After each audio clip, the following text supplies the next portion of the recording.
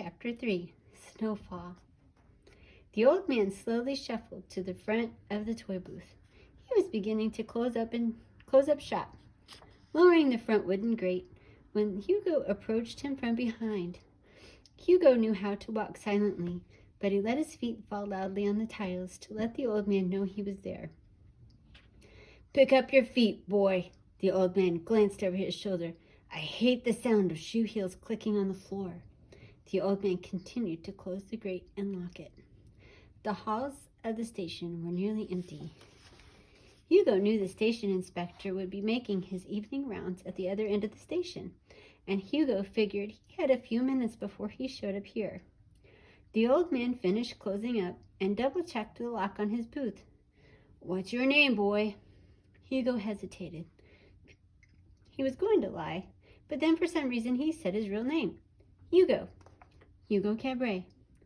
"Listen to me, Hugo Cabret. I told you to stay away from me. I will drag you to the station inspector's office and lock you up myself if I see you again. Do you understand what I am saying?" "Give me back my notebook. I am going home to burn your notebook." With that, the old man glanced quickly at the clock across from the toy booth and headed out under the great iron ribs of the train station. He emerged through the golden doors into the dark streets of Paris. It was the end of winter, and a light snow had begun to fall. Hugo watched him go. It had been a very long time since Hugo had left the train station, and he wasn't dressed for winter, but within moments he burst through the doors. "You can't burn my notebook," he shouted to the old man. "I can," came the answer. Hugo wanted to tackle him, to knock him to the ground and take back his notebook, but he didn't think he was big enough. And besides, the old man was strong. Hugo's arm still ached from where he had been grabbed earlier.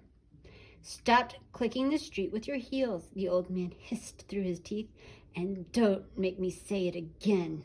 He shook his head and adjusted his hat. Then quietly he said to himself, "I hope the snow covers everything so all the footsteps are silenced and the whole city can be at peace."